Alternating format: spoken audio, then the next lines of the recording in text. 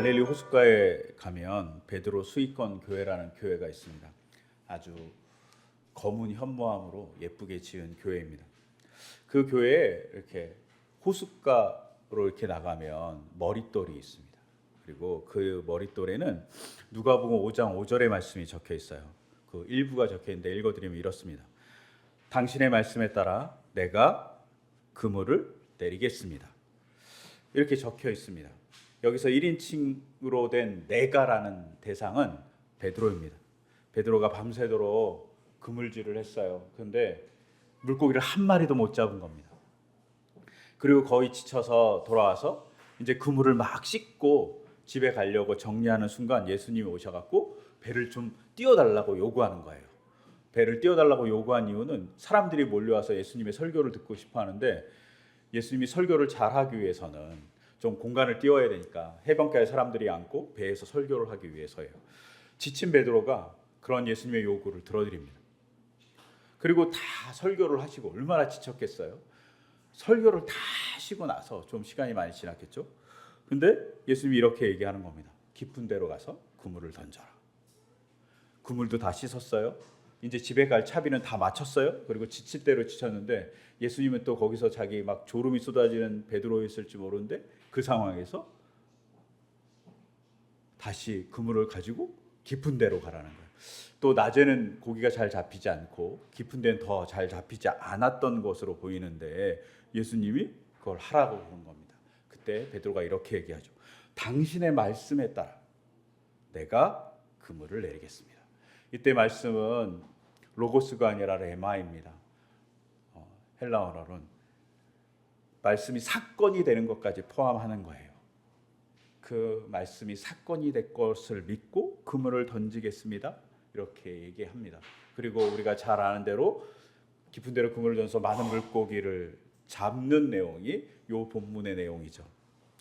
그런데 이 본문의 일부분, 누가복음 5장 5절의 일부분, 당신의 말씀에 따라 내가 그물을 내리겠습니다 라고 한 말씀을 이렇게 베드로 수익권 교회 머릿돌에 써놓고 그 밑에다가 이 말씀을 택한 사람들이 자기들의 고백을 하나 이렇게 써놨어요. 그냥 제가 서툰 걸로 번역하면 이래요. 예수님의 역사들과 기적들은 과거의 행동들이 아니다. 예수님은 예수님의 말씀에 따라 위험을 감수할 각오가 되어 있는 사람을 아직도 기다리고 계십니다. 왜냐하면 그들은 예수님의 힘을 완전히 의지하기 때문입니다. 라고 베드로 수익권 교회의 머릿돌에 써 있어요. 제가 이걸 보면서 저희 아내랑 너무 감동이 되는 거예요. 베드로 수익권 교회의 베드로가 예수님에게 너무 인정을 받아서 제자가 되었다 이런 문구가 써 있는 게 아니라 그런 동상도 있지만 교회의 머릿돌에는 그런 내용이 써 있지 않아요. 베드로가 예수님을 따라가겠다고 해서 베드로에게 인정해줬다.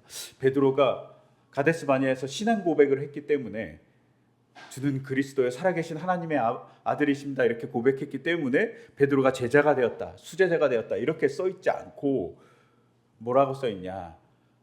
예수님의 말씀에 따라 그물을 던진 사람입니다. 그리고 그는 어떤 사람이냐? 위험을 감수하고 그물을 던진 사람입니다 라고 쓰여 있습니다. 베드로 수익권 교회를 세운 사람들은 이게 정말 중요했던 것 같아요. 위험을 감수하고 말씀을 따라 행동하는 사람이 베드로였습니다. 그 사람을 기념해야 됩니다 라고 새겨놓은 거죠. 그걸 어디다 새겨놓냐? 돌에다 새겨놨어요. 검은색 돌에다 하얗게. 왜요? 이게 중요하니까. 즉 무엇인가 남기려고 하고 무엇인가 대대의 기억 남기려고 하면 우리가 하는 일은 뭐냐면 돌에다 새겨서 남기는 거예요. 절대 없어지지 않게.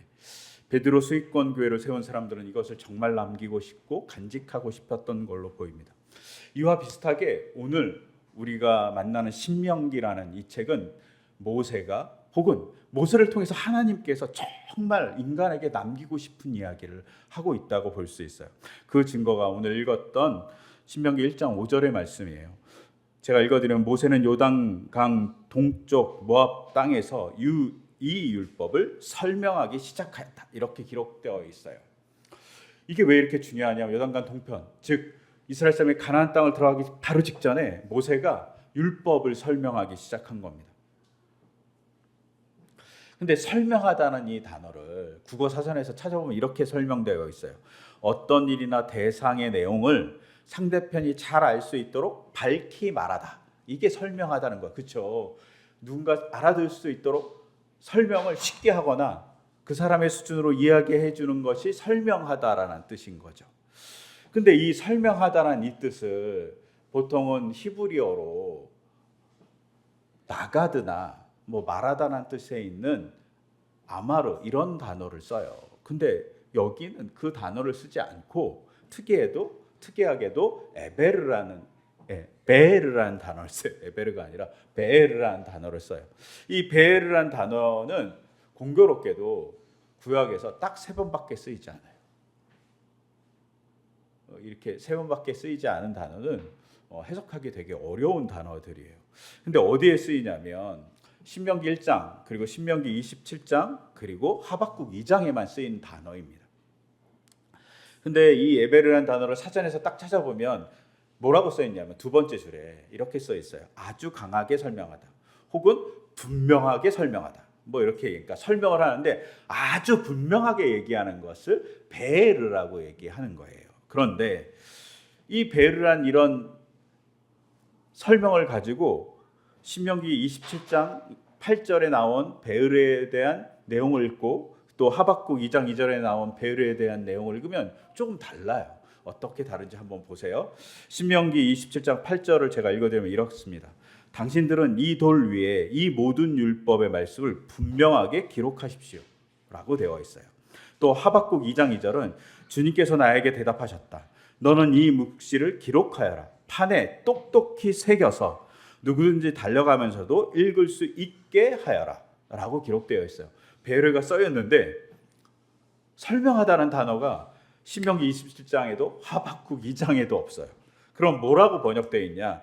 신명기 27장에서는 분명하게 기록해라 이렇게 번역했고 하박국에서는 뭐라고 번역했냐면 똑똑히 새겨라 라고 번역했어요. 즉 이 베르란 단어는 사실은 첫 번째 뜻은 무엇인가 새기는 것을 의미해요. 돌에다 파거나 나무에 파서 무엇인가 지워지지 않게 기록하는 것을 베르라고 얘기하는 거예요. 근데 이 베르란 단어를 어디서 쓰고 있냐? 신명기 1장 5절에서 설명하다, 율법을 설명하다라는 말로 쓰고 있는 겁니다. 그러면 어디다 새기고 싶을까요? 어디다 확고하게 쉽게 혹은 그들에게 밝게 할 수 있도록 이야기를 하고 있을까요? 그것은 대상이 있습니다. 바로 이스라엘 사람들의 마음입니다. 시편 119편에 보면 이렇게 기록이 되어 있어요. 내가 주의 모든 계명을 낱낱이 마음에 새기면 내가 부끄러움을 당할 일이 없을 것입니다. 즉 내 마음에 하나님의 율법이 새겨지면 부끄러움을 당할 일이 없을 거라고 시편의 기자가 얘기하는 거죠. 요 새기다는 좀 다르지만 새기는 것의 의미는 말씀을 간직한다는 의미는 부끄러움을 당하지 않기 위해서입니다. 즉 모세를 통한 하나님은 뭘 하고 싶어 하냐면 가나안 땅에 들어가는 사람들이 이스라엘 백성이 하나님의 백성으로서 부끄러움을 당하지 않게 해주고 싶은 것입니다. 그래서 하나님의 말씀대로 살아가는 사람을 만들고 싶었던 거죠. 그러니까 모세는 율법을 설명하는 자로서 신명기에 등장합니다. 이런 의미에서 신명기라는 책의 제목이 중요해요. 히브리어로 책 제목이 없어요. 그냥 첫 글자를 따서 책 제목을 써요. 히브리어는 그래서 드바림이에요. 그냥 드바림은 뭐냐면 그냥 말들이에요. 말씀들이란 뜻이에요. 근데 어느 순간 사람들이 이렇게 첫 글자로 이렇게 책 제목을 하는 게 좀 안 좋으니까 이름을 정하기 시작했어요. 창세기는 원래 창세기가 아니었는데 브레시트였는데 창세기라고 적고 뭐 이런 식으로 얘기한 거죠. 근데 이 신명기를 이름을 뭐로 할까 하다가 신명기라고 이름을 붙인 거예요. 이거는 이제 라틴어에서 오긴 했지만 라틴어와 헬라에서 오긴 했지만 신명기라는 뜻을 갖고 있어요. 근데 신명기가 뭐냐 이렇게 사람들한테 성도들한테 물어보잖아요. 신명기란 책의 제목의 뜻이 뭐 같으세요? 이렇게 물어보면 사람들이 대부분 뭐라고 얘기해요?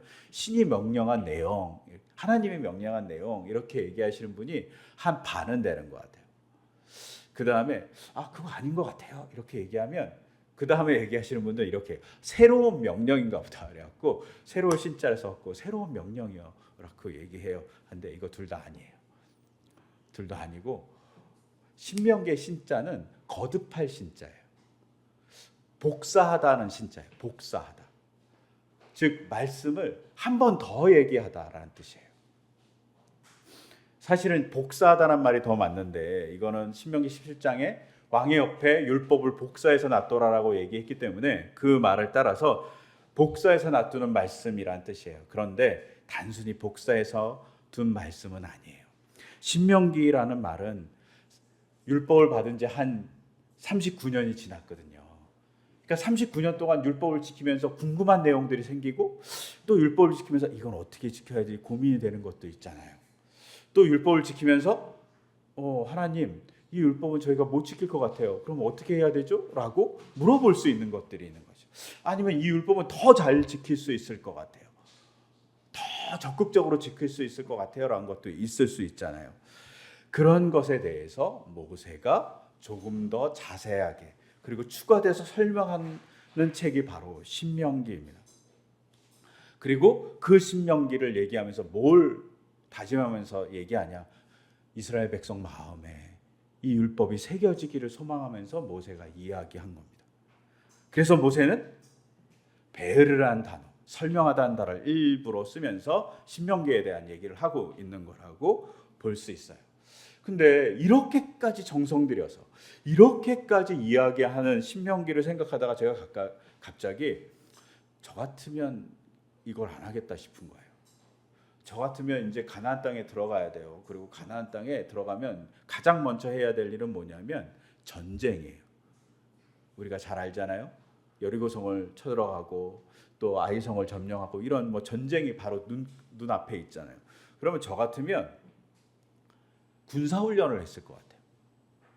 막 이스라엘 사람들에게 군사훈련을 시켜갖고 어떻게 싸워야 되는지 알려주고 전술과 전략을 알려주고 어떻게 공격할지에 대해서 고민하고 막 이걸 연구했을 것 같아요. 그런데 하나님이 이걸 하지 않아요. 정말 이상하죠. 하나님께서는 이걸 하지 않고 율법을 다시 너희들 마음에 새겨라 라고 얘기하고 있습니다. 그러면 뭘 할 수 있느냐? 신명기 1장에 의하면 가나안 땅을 차지할 수 있다라고 얘기하고 있어요. 계속 얘기하는데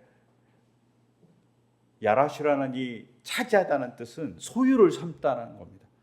이것이 점령하다는 의미도 있지만 소유를 삼다라는 의미로도 표현할 수 있고 그러면 무슨 의미가 되냐면 이스라엘 백성이 하나님 말씀대로 잘 살면 가나안 땅의 사람들을 계속 이야기하지만 하나님의 소유로 삼을 수 있다라는 얘기가 될 수 있습니다.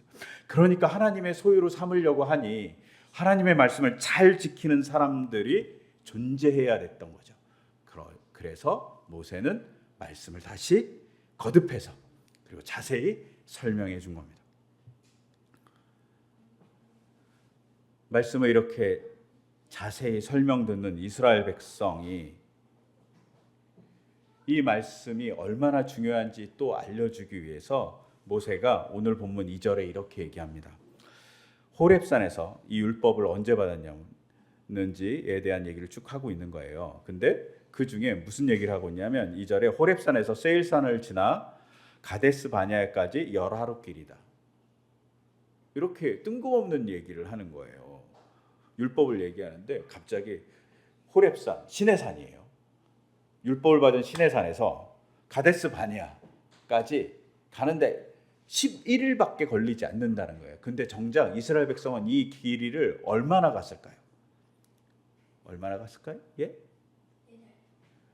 이 길이를 11개월 갔습니다. 거의 하루를 한 달치로 섞어서 간 거죠. 근데 한 달을 하루씩 간 건 아니고 시내산에서 자그마치 11개월을 머뭅니다. 가데스 바냐까지 금방 갈 수 있었던 거예요. 그럼 가데스 바냐까지 갔으면 바로 이제는 가나안 땅에 들어갈 수 있는 시점인 거예요. 그런데 그 가데스 바네아까지 가서 바로 가나안 땅에 들어갈 수 있는 시점까지 가는데 10하루밖에 걸리지 않는데 이스라엘 백성은 11개월을 소비합니다. 왜? 11개월 동안 뭘 배웠냐? 하나님의 말씀을 배웠습니다. 하나님의 말씀 율법을 배웠어요. 그리고 그 율법대로 사는 백성으로 살면 가나안 땅이 하나님 나라, 하나님의 차지가 된다고 믿으면서 들어갔어야만 했는데 가데스 바네아에서 그러지 않았죠. 그 시도를 못합니다. 즉 척박하고 어려운 땅에서 하나님의 말씀대로 살아서 가나안 땅에 들어갔을 때 하나님의 백성으로 놀라운 사건을 벌일 수 있었는데 이들은 그 일을 못합니다. 그것이 너무나도 안타까웠던 거죠. 모세는 10하루밖에 안 되는 길을 11개월이나 투자한 이유는 말씀 따라 사는 백성을 만들기 위해서인데 말씀 따라 사는 백성이 잘 못하니까 40년을 광야에서 살아야만 했습니다. 그러면서 모세가 그런 일이 다시 일어나지 않기를 소망하는 거죠. 그래서 1장에서 중요한 얘기를 합니다. 율법이 중요하고 그 율법대로 새겨야 되는데 그 율법대로 새겨야 될 살아야 될 사람들에게 율법을 새겨주는 거예요. 뭐가 있냐? 너네들이 기억할 율법이 뭐냐? 그 첫 번째가 바로 경계를 알려주는 겁니다. 오늘 읽었던 본문에 보시면 1절에 이스라엘 백성이 어디 있는지 쭉 나와요. 그리고 내용들을 쭉 보다 보면 우리가 읽지 않았던 6절 이하부터는 무슨 내용이 나오냐면 이스라엘 백성이 가나안 땅에 들어가서 가나안 땅의 경계가 나와요. 저 유브라데 강까지, 뭐 서해까지, 혹은 요단강 옆에까지, 뭐 이런 게 너희의 경계다 이렇게 나와요. 하나님이 희망을 안겨주는 거죠. 너희 땅이라고 얘기해 주는 겁니다. 내가 약속했어. 너에게 줄게. 근데 누구한테 약속했냐? 아브라함과 이삭과 야곱에게 약속한 걸 내가 기억하고 있어. 줄 테니까 걱정하지 마라고 얘기하십니다. 즉 이스라엘 백성에게 첫 번째로 새기고 있는 건 뭐냐면 하나님이 약속을 성실히 지키시는 분이라는 것을 새겨주는 겁니다. 우리가 오해하는 게 있어요. 율법 그러면 법 같은 거예요. 근데 토라는 사실은 율법을 의미하는 토라는 가르침이라는 말이 더 합당한 말입니다. 이런 가르침을 주시는 거예요. 어떤 가르침? 하나님은 약속을 지키고 약속을 잊지 않는 분이야. 그러니까 걱정하지 마라고 첫 번째 새기는 이야기를 해주는 겁니다. 그래서 경계를 얘기하죠. 누구한테 약속한? 아브라함과 이삭과 야곱에게 약속한 경계를 얘기해 줍니다. 이 속에는 뭐가 있어요? 약속을 지키는 하나님이 염려하지 말라고 얘기하는 겁니다.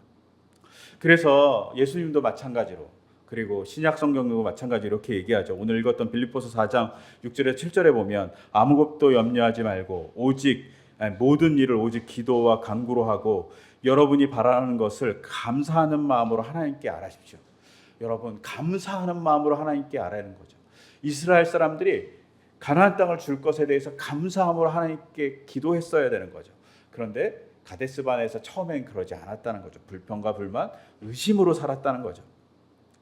그러면서 빌립보서 4장 7절은 이렇게 얘기하죠.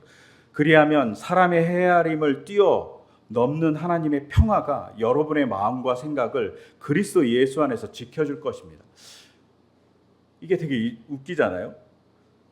사람의 헤아림을 뛰어넘는 하나님께서 당신이 원하는 것을 이뤄줄 겁니다. 이렇게 얘기하지 않고 사람의 헤아림을 뛰어넘는 하나님이 하나님의 평화를 가지고 여러분의 마음과 생각을 지켜줄 거라고 얘기해요. 예수님 안에서. 즉 예수님의 말씀, 하나님의 말씀, 하나님의 약속을 지키게 해주고 기억나게 해준다는 말이 됩니다. 우리가 이것을 자꾸 넘어가요. 이것을 자꾸 몰라서 염려하게 돼요. 우리의 염려의 대부분은 우리의 욕심이고 왜곡된 것일 때가 되게 많아요. 이러지 말라고 얘기하는 겁니다. 하나님의 약속을 믿고 살아가라고 얘기하는 거죠. 하나님이 가나안 땅을 주시겠다고 하니 그것을 차지하게 할 거라고 얘기하시니 하나님의 약속을 믿고 하나님의 말씀을 실천한 이스라엘 백성이 있다면 그 땅을 얻게 될 거라고 얘기하는 겁니다. 하지만 인간은 항상 염려해요. 왜? 거대한 적이 나타나니까 염려가 되고 혹은 내가 할 수 있을까 염려가 되고 굳이 내가 이렇게 할 필요가 있냐라는 자조 섞인 이야기도 할 수 있어요. 그런데 그러지 말라는 거죠. 우리가 그 일을 할 때 하나님이 일하신다고 얘기하고 하나님이 약속해 준다고 이야기하는 것이죠. 두 번째로 새겨야 될 건 뭐냐면 영적인 즐거움에 매몰되지 말라고 얘기하는 겁니다. 이게 뭐냐면 8절을 보면 이렇게 기록되어 있어요. 제가 읽어드리면 내가 너희 앞에 보여주는 이 땅은 나 주가 너희에게 주겠다고 너희 조상 아브라함과 이삭과 야곱에 맹세한 땅이니 너희는 그리로 가서 그 땅을 차지하여라. 이렇게 되어 있습니다. 여기서 되게 웃기지 않습니까? 이 사람들이 지금 어디에 있냐면 호렙산 시내산에 있어요. 근데 하나님이 뭐라고 얘기하냐면 내가 너희에게 보여준 땅, 가나안 땅이에요. 가나안 땅을 보여줬다는 거예요. 이스라엘 백성이 환상으로 봤는지 아니면 뭐 하나님께서 뭐 이렇게 프레젠테이션을 하셨는지 알 수가 없어요. 그런데 이게 너무 의심스럽잖아요. 그러니까 많은 학자들이 이거 잘못 썼다라고 생각해요.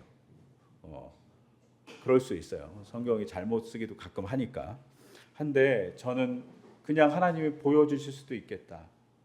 환상으로 꿈으로 이렇게 그런 땅들을 이렇게 보여줄 수 있지 않을까 이런 생각을 합니다. 하나님이 정말 보여준 거죠. 가나안 땅을 너네가 갈 땅이야라고 보여준 겁니다. 그러니까 이 땅이 너무 좋은 거예요. 그 땅에 거기서 이렇게 환상을 보니까 너무 좋은 거예요. 근데 문제는 환상을 보고 거기에 취해버린 거예요. 가야 되는데 가지 않고 그냥 그 환상만 즐긴 거예요.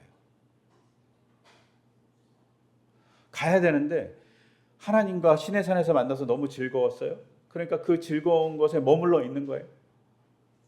하나님과 시내산에서 율법을 들었어요. 하나님이 쉽게 설명해 주니까 너무 좋아요. 거기에 취해 있는 거죠.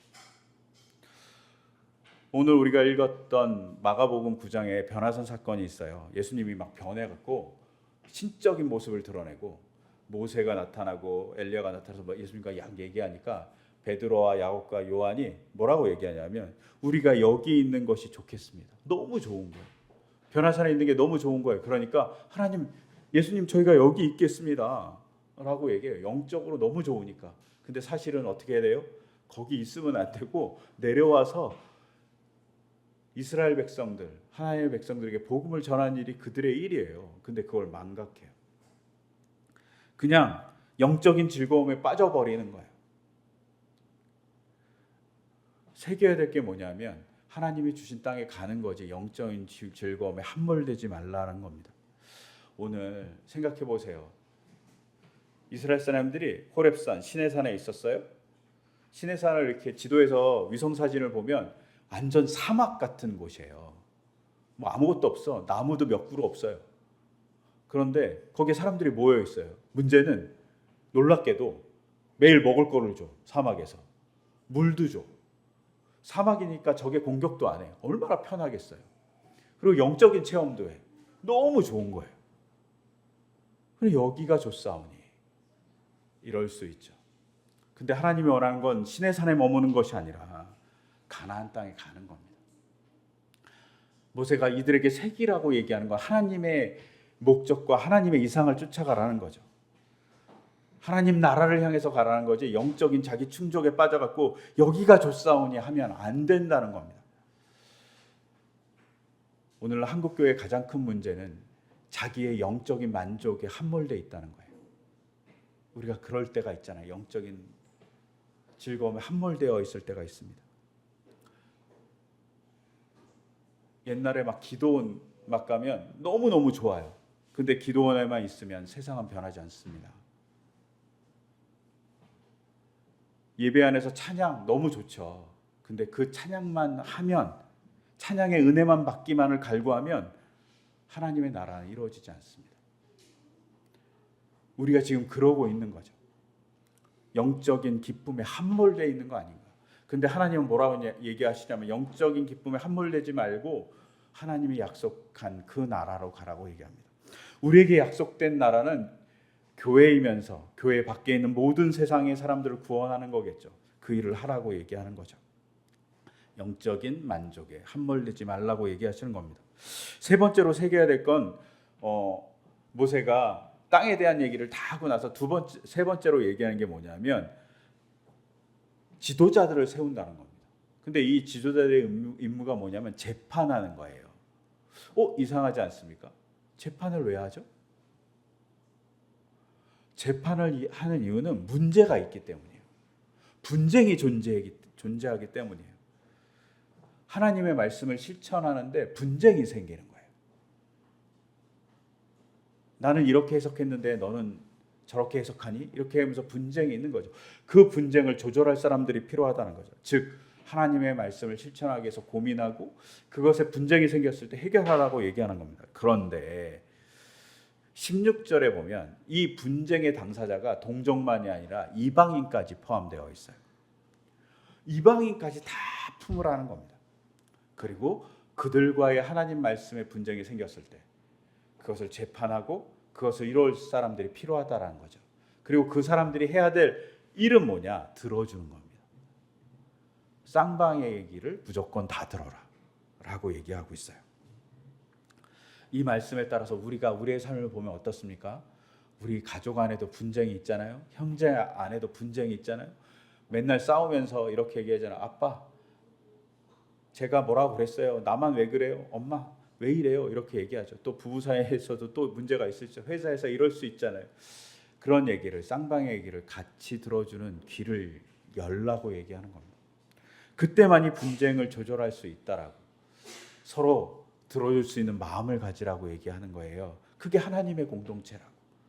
내 얘기만 하는 공동체가 하나님의 공동체가 아니라 서로의 불만과 서로의 이야기를 들어주는 게 하나님의 공동체다라고 얘기합니다. 심지어 어디까지? 이방인까지. 그러면서 네 번째로 새겨야 될 게 뭐냐면 하나님의 일하심입니다. 우리가 읽지 않았지만 신명기 1장 30절에서 32절을 읽어드리면 이렇게 기록되어 있어요. 당신들 앞에서 당신들을 인도하여 주시는 주 당신들의 하나님은 이집트에서 당신들이 보는 앞에서 당신들을 대신하여 모든 일을 하신 것과 같이 이제도 당신들을 대신하여 싸우실 것이요. 또한 당신들은 주 당신들의 하나님이 마치 아버지가 아들을 돌보는 것 같이 당신들이 이곳에 이를 때까지 걸어온 그 모든 길에서 줄곧 당신들을 돌보아 주신 것을 광야에서 직접 보았어. 그런데도 당신들은 아직도 주 당신들의 하나님을 믿지 않습니까? 이렇게 모세가 꾸짖어요. 하나님이 일하시는 걸 보여줬다는 거죠. 이집트에서 탈출할 때, 그리고 광야에서 40년 동안 하나님 미리 일하신다는 거죠. 하나님이 미리 일하시는 하나님이라고 얘기해 주는 거예요. 우리를 앞서서 일하시는 하나님을 믿고 행동하라는 거죠. 하나님의 이상을 쫓아서 하나님의 명령을 쫓아서 살 때 우리가 그 일을 하는 게 아니라 미리 일하시는 분이 계시다는 거죠. 우리가 선교사님들한테 많이 듣잖아요. 선교를 갔더니 하나님께서 이미 일하고 계시더라. 우리나라에 복음이 전했을 때 놀랍게도 성경이 먼저 번역돼 있었어요. 이런 나라가 없죠. 하나님이 미리 일하신 거죠. 성경이 언제 어떻게 선교사를 통해서 들어온 게 아니라 성경이 미리 번역돼서 우리나라에 있었다니까요. 미리 일하시는 하나님이 존재하신다는 거예요. 하나님의 일을 위해서. 그런 하나님을 믿고 살아가라는 거죠. 모세가 당부하는 겁니다. 모세가 당신들의 마음에 새길 것이 있다고 얘기하는 거예요. 뭘 새기냐? 하나님의 약속이 주어졌다는 것을 언제나 마음에 새겨라. 그리고 그 약속에 영적인 만족에 함몰되지 말아라. 그리고 영적인 만족에 함몰되지 않은 사람들은 서로의 이야기를 들어주는 사람이고, 그리고 그 서로의 이야기를 들어주는 사람들은 언제나 무엇을 기억해야 되냐? 하나님의 약속을 하시고 나서 하나님이 먼저 일하신다고. 그 일하심을 믿고 살아가라고 얘기합니다. 우리가 그런 하나님을 믿고 살아갔으면 좋겠어요. 그때 하나님의 역사가 일어날 겁니다. 우리 삶 속에 하나님이 약속합니다. 그래서 우리 삶 속에서 하나님의 일을 하는데 열심히 노력하기를 소망해요. 우리가 여러 가지 많이 걱정이 있잖아요. 주의를 지키는 것도 걱정이고, 돈을 사용하는 것도 걱정이고, 그리고 친구를 만나는 것도 걱정이고, 문화 속에서의 여러 가지 것도 걱정이 있고, 또 내 이득을 조금 내려놓으면 손해 볼 것 같은 걱정이 있고, 여러 가지 많은 걱정이 있습니다. 근데 그 걱정, 염려를 내려놓고 하나님이 원하시는 게 뭔지 생각하는 것이 기독교인의 자세라고. 그럴 때 하나님의 일하심을 우리가 볼 거라고 모세가 마음에 제발 새기라고 당부하는 겁니다. 우리가 이 당부를 듣고 우리 또한 마음에 새겼으면 합니다. 하나님의 일하심을 기대하고 하나님의 역사를 기대하는 우리 공동체가 되기를 소망해 봅니다. 우리 교회 또한 이 일을 해갈 겁니다. 재정적인 걱정이 있지만 8월 한 달 동안 모인 재정을 어려운 친구를 위해서 사용할 거예요. 우리가 이 일을 할 때 재정적 부담이 교회에 분명히 존재합니다. 그런데 이 일을 통해서 하나님의 역사가 일어날 거라고 믿어요. 우리가 교회 건물을 갖지 않는데 그것에 대한 부담을 안고 위험을 감수할 때 하나님의 역사가 일어날 거라고 생각해요. 하나님 말씀 조금 더 진지하게 공부하려고 노력할 때 하나님의 역사가 일어날 거라고 생각해요. 그런 일을 우리가 잘 감당하는 교회, 우리 성도들이 될 수 있게 해달라고 이 시간 같이 기도드렸으면 합니다. 같이 기도하겠습니다. 하나님, 모세는 이스라엘 백성에게 하나님께서 일하시고 있음을 마음에 새기라고 얘기합니다. 약속을 지키시는 분이라고 얘기합니다. 그 약속을 지키시는 하나님과 만날 때 기쁨에 있지만 영적인 만족에 함몰을 되지 말고 또 서로의 이야기를 잘 들어주는 공동체가 되라고 이야기해 줍니다. 그럴 때 하나님의 공동체가 제대로 새겨질 거라고, 세워질 거라고 모세는 당부합니다. 이것을 우리 또한 새겨서 하나님의 역사를, 하나님의 일하심을 우리가 눈으로 보고 경험하는 우리 서울 공동체의 어울림 교회가 될 수 있도록, 우리의 성도의 삶이 될 수 있도록 인도하여 주시옵소서. 이 모든 것 주 예수 그리스도의 이름으로 기도드립니다. 아멘.